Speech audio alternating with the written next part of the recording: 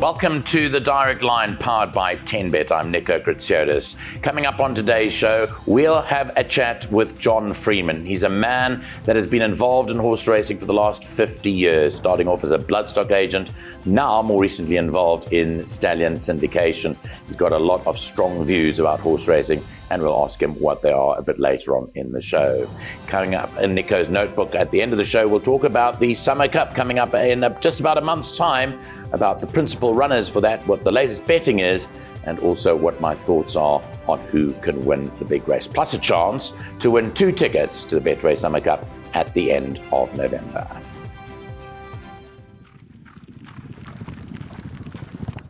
Well, we promised you a special guest here on the Direct Line today, powered by 10Bet, and we've got John Freeman, who is no stranger to anyone that's involved in horse racing here in South Africa, or indeed worldwide. He's a man that is steeped in racing history and has been involved in the industry for a very, very long time. It's always a pleasure when I get to chat to him. It's not too often that we get to chat, John, because these days you're not as mobile as you used to be, but we often used to see you at the sales. Yeah. Let's talk about the last time I interviewed you was in the depths of COVID when we were at a sales ring, and we had a quick interview about how racing you thought would go during COVID. But it's a great pleasure to welcome you on the show. How are you doing? How are you doing health-wise? I'm fine, thank you. Age takes its toll. It's getting old is not for sissies, Nico. I learned that a long time ago, but it beats the alternative. but this is a long game for anyone. But for you, you've from an early age, just looking back through your racing history, I mean, your father, I think, was one of the first guys in South Africa to insure a racehorse. He was the first guy. He had a horse called Greyleg. He was in the insurance business here, and he had a very good steeplechaser called Greyleg. And they offered him a lot of money for Greyleg. And so my dad said, well, no, thank you. But then the horse died. And he said, but why do we insure these things? And he did the first insurance. And then you sort of accompanied him to sales as well, because he was going to horse sales, and you accompanied him, and you were fascinated by it, even though in your well didn't you for a couple of years you decided it wasn't for you. I did do it, and anyway, I moved to the Cape. Family issues. My mom and sister and brother-in-law moved down to the Cape with me, and we just started our own business. And I left him in his business, and I started mine, and then I went into horse auctions, and but mainly in stallion syndication. I, of course, did buy a lot of horses in my time, but I don't like going to auctions anymore. I value these things too much. Auction is kind of sell by intimidation when it comes to horses. Just tell me. You go to an art auction and they whisper, you would like to bid the next R1 million, and you go to an auction and at the horse auction they scream the hell out of you. John, just tell us about the actual horse itself. Did you learn about the conformation of horses? Did you learn on your own? Did you learn from other people? How did you go about learning about which was the right racehorse to purchase for people that would come as a client to you? Okay, so I actually did a lot of time as a kid mucking out stables. I worked for Harry Galloon, and I spent a lot of time in Henry Eatwood Yard at Newmarket. In fact, Harry Galloon and I were very close, and Jaime Tucker came there one Sunday morning, and I just sort of been mucking out stables, and Harry and his wife were in the kitchen, and Jaime Tucker came to the yard to look at Philip's boy, and Jaime had a son called Philip Tucker, and he was interested in this horse, and I said, he's a very good horse, and I'd actually ridden one, and so he went to Harry and said he wants to make an offer, and sold the horse, and so Harry Galloon said to me, he has a present for you, and I think he gave me the princely son. I think it was a couple of $100,000. And I told my father about it, and my father was furious because, you're not supposed to be trading. You're not even old enough to receive money payment for things. Anyway, I learned a lot from Sydney Laird, called him Uncle Bear. The one thing he taught me was that if you're looking at a horse, the first thing you have to look at is, if you watch a horse walk out of a stable, and you watch him from his nose across his ears and down his neck, and you get to the wither, and you don't like what you've seen, don't look any further. Really? And my mate Jack Mitchell, he was a very good picker of horse. Jack always used to say, colts run with the heads. So if you don't see what you like in that first impression, I'm a little bit more technical because I was taught by a lot of the old ways that you have to watch a horse track walking towards you, the way it puts his feet down, up, roll them, and the shape, obviously. So, yeah, I do like particular type horse, and I've been quite successful in buying that particular type. And then obviously, I know, because you spend hours on it, is the pedigree. The pedigree, even though the horse may appear to be a cracking specimen, ultimately, you've got to dig down into the pedigree. And, Nico, it's nowadays we've got AI and all sorts of electronic devices and computers that help us remember pedigree. But when I was a kid, we used to have these split pedigree books, this flat thing, and you write the size pedigree on the top and the damp pedigree at the bottom, and you flap through until the two look together, and you knew that fitted that. And I had a lot of, what I miss in this game when I was a kid, as the Thoroughbred Breeders Association used to hold symposium. And we had people like Epi Nelson and George Ford that giving us lectures on confirmation. Would go to a hotel and spend the whole week at a hotel and have these symposium. Was it well attended? Youngsters today don't have that. Was it well attended? Sorry? Was it well attended? Very well attended. Yeah. Extremely well. Yeah. I mean, I remember distinctly that Kimberley Hotel is like the big hole in Kimberley. It's a round hotel. Southern Sun Hotel is a new hotel. We had the whole hotel. And they came from far and wide to attend those lectures, and they were very informative. That seemed to have stopped. More before COVID, the Cape Breeders did a very good, they got Leo Tsatsaronis to come out from G1 Gold Mine, and he gave us a little bit of a run through his program. But, I now run the pedigrees of great horses that I breed for clients. Alec and Gillian Foster being most probably foremost. And you look at a horse like Belgarian and won the Durban July, and you wonder, and people would wonder, why did you do the pedigree? And you put it onto the new program, and it comes up with 5-star treatment. So we knew what we were doing because we knew our mare, but it was also a physical thing. You didn't just choose the horse on what you knew on paper, because that mare couldn't go to that stallion for this confirmation. That's the sort of thing that you got to make a horse look like them. You were mentioning earlier you don't go often to sales anymore. Your main thrust of your business now is Freeman Stallions. You syndicate stallions, you eye out stallions, you pick which stallions are going to make it. I suppose along the way there's been a bit of hit and miss, but more hit than miss locally for you, because you've always believed in the local champion to use them as the stallions rather than import them. I was the BBA representative for Africa, British Bloodstock Agency. I used to go to Newmarket and look at, we were offered horses that had absolutely no form, but they were son of Northern Dancer, half brother to something that's sturdy.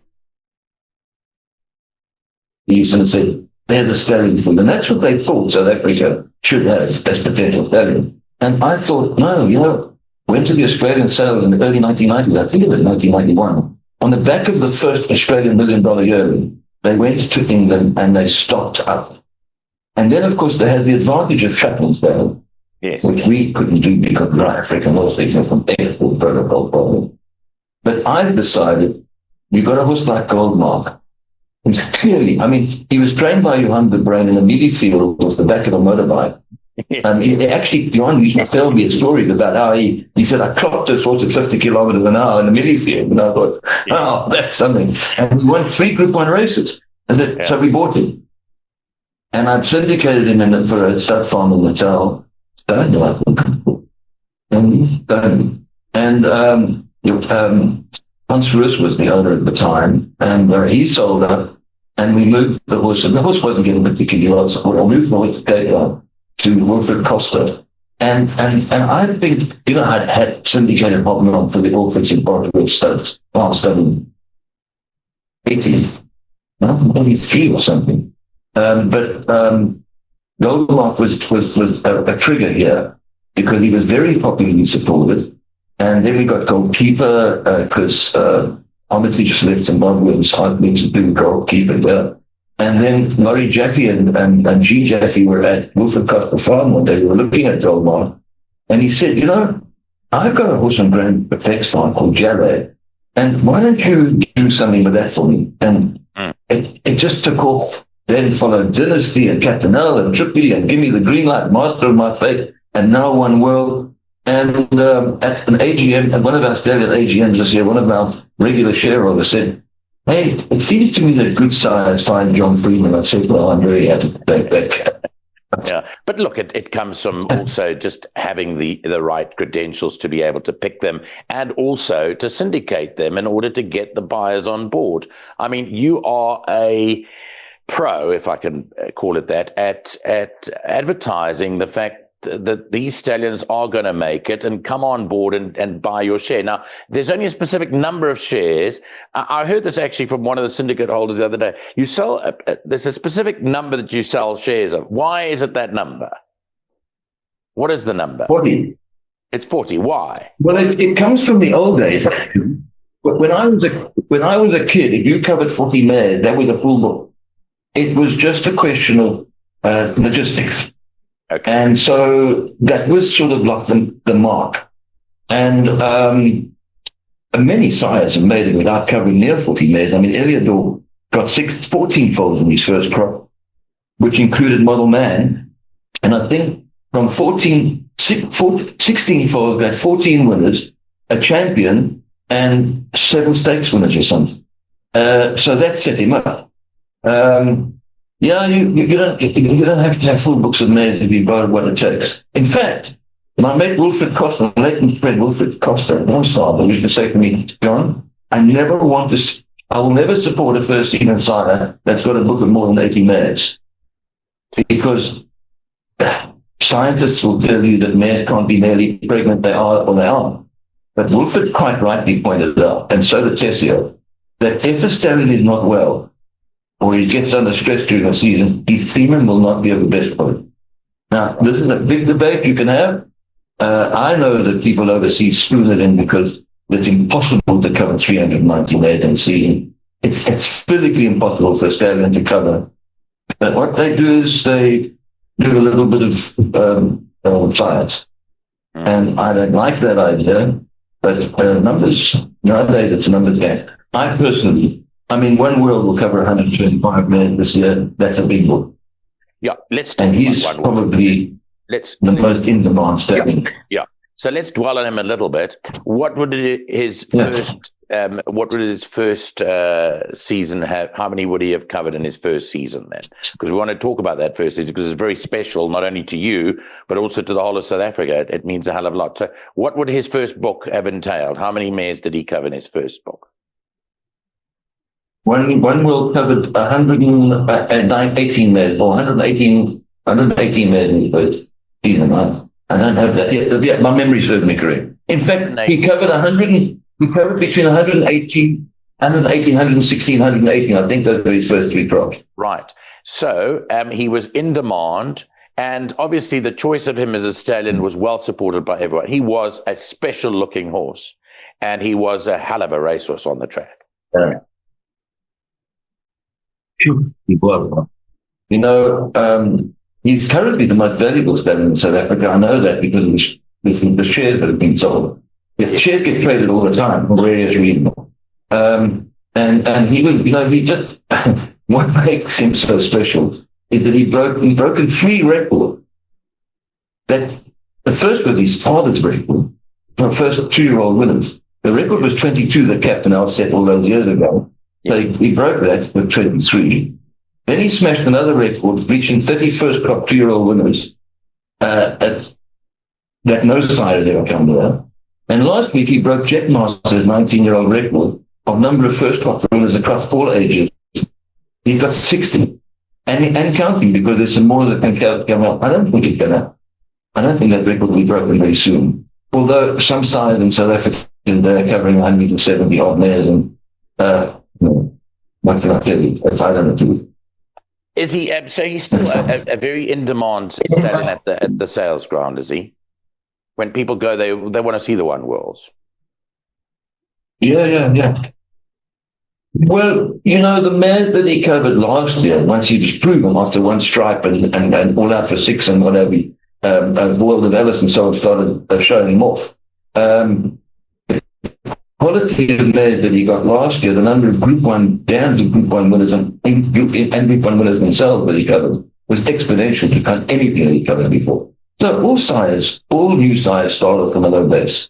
I mean, Captain Al really had to pull himself out of the gutter. I mean, they brought Polo Pony back into breeding when Captain Al was first at stud to get him a full ball. And look what he did. I mean, he's a serial champion sire, He was a legend, Captain Al. And so you have, in One World, you've got a son of Captain Al, who's a proven sire of sires. I mean, you can't write something like William Longshaw leading captain of all, but, and now you've got Sandringham son that's out of Captain Al there. And Comet Dinter, Captain Al there. Captain Al making a big mark on breeding in it, which I love. I mean, yes, John Coffey, I know he bred, John Coffey is like a good breeder. Not only did he breed Vercingetorix, but he also bred One World. And rightfully, you should say, One World should have been there. But for various reasons and locality, Drakensberg was the right place to be, and it's moved to Gilco. John, I want to move on to the export protocols now that they've been relaxed, and the fact that we're seeing some of our local South African horses racing elsewhere in the world. You must be chuffed about that. You must be chuffed to be seeing our horses racing internationally again. Yes and no, and I'll tell you why I say that. Firstly, if we sell all our best horses overseas, what are we racing there? We've got a very small breeding industry. Around the area of 2,000 mares now, that's less than 10% of what Australia had. Our stallion pool has dropped from 100 in 5 years to 50. So we can't really afford to do that. It's nice for the breeder to get, one stripe, I believe, sold for something like 28 million rand. Yeah, it's nice when you can sell a horse that was 100,000 rand, 100,000 rand purchase at the August 2-year-old sale, Bloodstock South Africa, Johannesburg, you get 28 million rand, having earned 3 million rand on top of it. What a nice turnaround, 30 million rand from 100,000. I think the only game in the world you can do that in. I'm as an aside, sorry, I'm digressing, but let me just tell you this. We paid 500,000 rand for Dynasty. And after he won the Durban July, Herman Brown and Neil Smith were in Dubai, and they were in a car, and they said John Newsom was very ill with the principal of Fieldsbury Nelson. We turned down 50 million rand for Dynasty. Do you know that was, the rand was 10 to the dollar? Yeah. It boggles my mind. And that was what, 20 years ago? Yeah. You think about it. Yeah. Let's go. People ask me, is racing really survive? People, we are so passionate about it. We love what we do so much that the idea that racing would cease, would even during, the pre-COVID financial crash, everybody said, racing is going to go.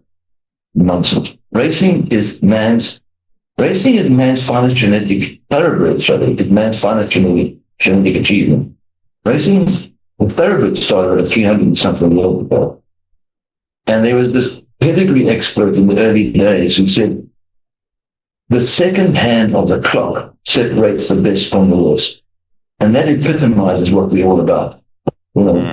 It's an incredible game. It's hard to explain to people, even in the depths of despair in economic times when things aren't going well. And I remember Professor Joffe was saying this the one day he attended a sale locally, the guy from Investec, and he went to a sale, Brian Joffe, and he said he can't understand how people are buying these horses for hundreds of thousands of rands, and yet the economy is so bad. And case in point is now these last couple of years, the sales prices don't tell you the real truth about what's going on, what's happening. What happens? It's a shortage. We are short of horses. The export market, Mauritius has opened up again, so that I believe they're taking hundreds of horses a meter. And of course, plane loads of horses going to England, America. Hong Kong come here and buy some nice horses all the time. The market needs that foreign investment because buying stallions is such an expensive thing. Buying proper movement nowadays is very expensive. So if breeders don't get top prices for horses, they can't stay in the business. They can't keep ahead of the game. I mean, as it is in South Africa, because the low value of our currency, we can't compete with people like Australia, let alone America and England to buy £1 million stallions. I mean, £1 million doesn't buy you a nice stallion anymore. That's a fact. And that is why you touched on earlier about the fact that I like to support local champions.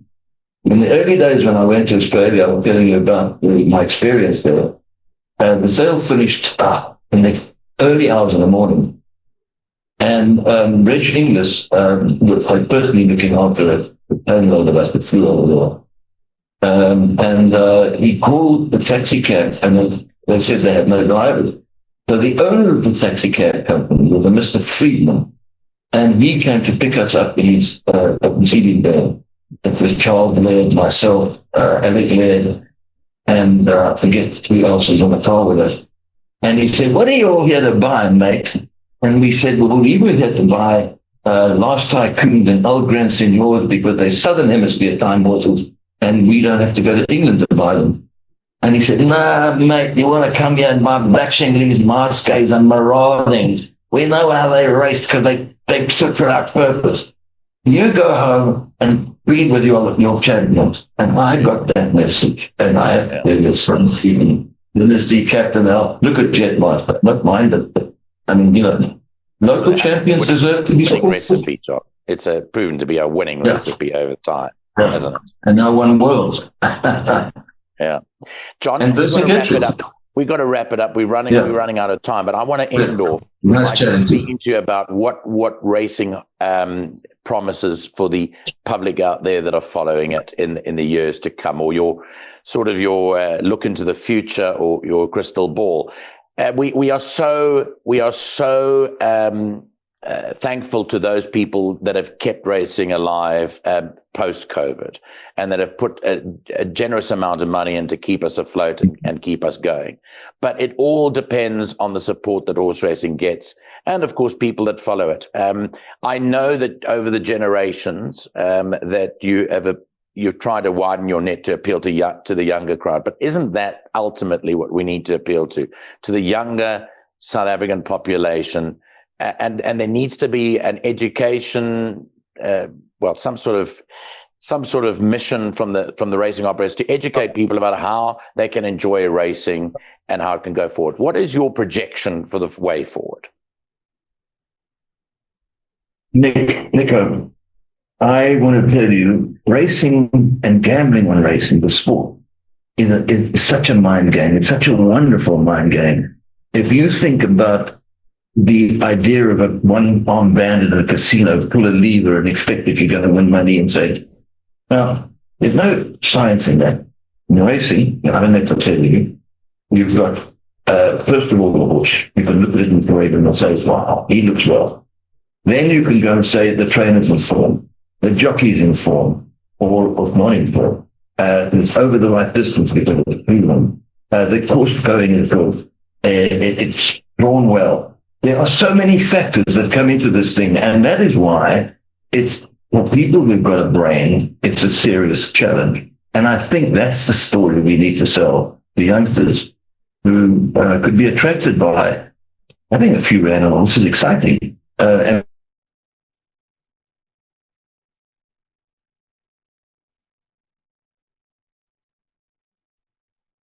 the money will go. Anyway. Yeah, we just lost you towards the tail end there, but I get your point there. Basically, John is saying this is an intelligent bet. Horse racing is more of an intelligent bet than betting on other things, and to use your money wisely. It takes a while to understand how it all works, but ultimately the long-term goal is... Let me just put a final comment to that, if you don't mind. Casinos were given a much better deal than racing. The net government treated racing appallingly.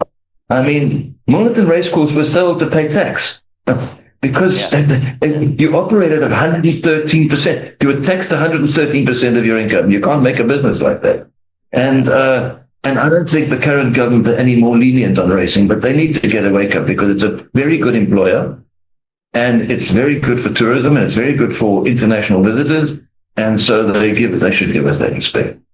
And all the money they make through the export of horses, I mean, nowadays, it's tax. It's all tax. It's all money for the coffers.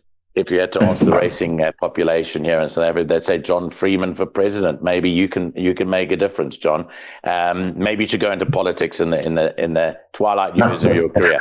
John Freeman, absolute pleasure seeing you, chatting to you, catching up with you. Continue all that excellent work that you do, and we'll catch up again soon. But thanks very much for appearing on my podcast, The Direct Line, powered by 10Bet today.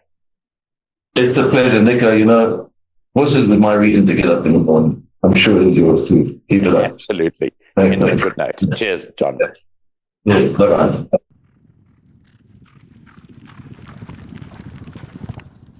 Well, the Summer Cup is due to be run in Johannesburg at the end of November. And on Nico's notebook on the section today, we'll talk about the latest betting for the big race. 6 million rand in the big race coming up in a few weeks' time. Everyone wants to try and find who the winner will ultimately be. And certainly we'll be focusing on that in the next few weeks leading up to the event. There was a very good win by the Equator, who won in a graduation plate over 1,600 meters just in the last week or so. And he is actually shortened in to be favorite now at 7-2. I think it's a very skinny price. He's obviously an imported horse. He was imported to South Africa to commence stallion duties. But prior to that, they want to win a big race with him. He's certainly extremely well bred. He's been very, very impressive in his latest two wins at Turffontein. But it is a big step up to run in the race against some of the country's best horses over 2,000 meters. Confederate is at 6-1. He is the second favorite from the Fabian Habib stable. He won his last start, and he is a very, very good horse too. King Pals won the Gold Cup. He's quoted at 8-1. And then we go to last year's winner, Atticus Finch, who's at 10-1, along with Madison Valley, who ran a very good race in last year's equivalent. 12-1 is a very interesting run, and a horse that is really very high up on my shortlist, and that is a horse called Legend of Arthur.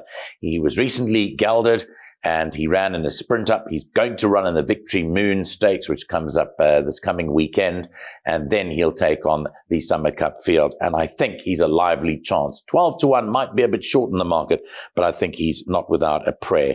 We haven't seen the filly Fiery Pegasus for a long while. We wait to see her seasonal debut. She's in the market at 16-1, but she's an unknown quantity because we don't know whether or not she will run or where she's going to come out and make her debut. World of Alice had a very good win over a distance short of her best the other day. Spumante Dolce and Olivia's Way are part of the female brigade that will certainly give a good account of themselves in the race. And then there's a horse called On My Honor, who was being targeted for this race by trainer Glenn Kotson. It's all in the melting pot, but we'll know certainly as the weeks progress who we're going to choose. And we'll get some experts on this particular show to tell us what their thought process is about who might win the 2,000-meter Johannesburg pinnacle of races here, the Summer Cup.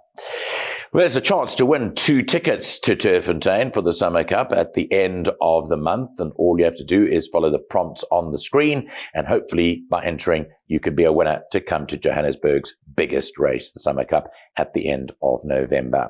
That wraps it up for another edition of The Direct Line, powered by 10Bet. I'm Nico Kotsolis, with the hope that you'll be joining us next time for our next episode. Bye-bye.